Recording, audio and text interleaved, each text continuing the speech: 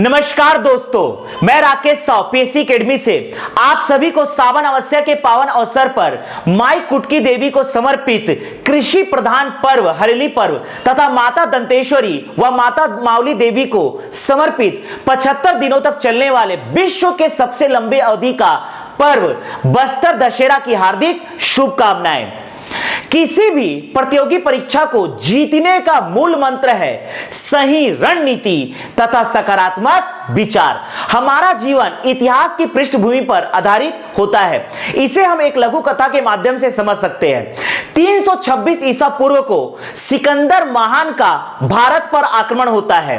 सिकंदर महान के आक्रमण से भारत को सुरक्षित करने हेतु गुरु चाणक्य पाटलिपुत्र के सम्राट घनानंद के दरबार पहुंचते हैं। गुरु चाणक्य जब पाटलिपुत्र पहुंचते हैं तो वहां पर जनता पर हो रहे अत्याचारों से गुरु चाणक्य दुखित होते हैं और जिस दिन गुरु चाणक्य पाटलिपुत्र पहुंचते हैं उस दिन घनानंद के द्वारा दान उत्सव का आयोजन किया जाता है, अर्थात भारतवर्ष के सभी ब्राह्मणों को दान उत्सव में आमंत्रित किया गया था और उन्हें स्वर्ण मुद्राएं प्रदान की जा रही थी। तो इस प्रकार से जब घनानंद सभी ब्राह्मणों को स्वर्ण मुद्राएं प्रदान कर रहे थे और जब बारी आती है गुरु चाणक्य की, घनानंद जब गुरु चाणक्य को स्वर्ण मुद्राएं प्रदान करते हैं तो गुरु चाणक्य घनानंद से कहते हैं कि हे राजन, मुझे इन स्वर्ण मुद्राओं की आवश्यकता नहीं है।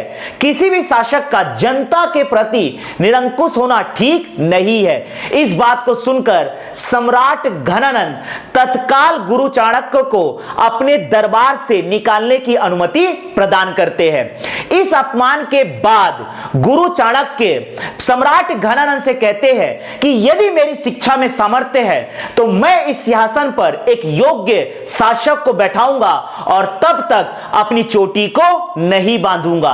और इस प्रकार से गुरु चाणक्य निकलते हैं दरबार से और एक योग्य शासक की तलाश में लग जाते हैं। लेकिन नियति का खेल देखिए कि गुरु चाणक्य की मुलाकात पाटलिपुत्र में ही एक प्रतापी बालक से होती है। उस प्रतापी बालक को गुरु चाणक्य राजनीति शास्त्र में निपुण बनाते हैं और कांधार से लेकर वज्जी संघ तक एक सही रणनीति के तहत, गुरु चाणक्य के सही रणनीति के तहत यह प्रतापी बालक कांधार से लेकर वज्जी संघ तक सभी सम्राट को हराता है और उन सम्राट को, हारे हुए सम्राट को अपना मित्र बनाकर एक विशाल सेना की निर्माण करता है। और इस प्रकार से अगली बारी आती है सम्राट घनानंद की।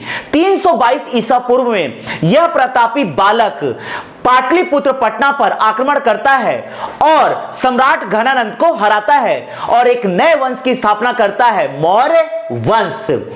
इस प्रकार से यह प्रतापी बालक मगध साम्राज्य के सिंहासन पर बैठता है और गुरु चाणक्य के द्वारा अपनी चोटी को बांधा जाता है। यह प्रतापी बालक कोई और नहीं था, यह थे चंद्रगुप्त मौर्य।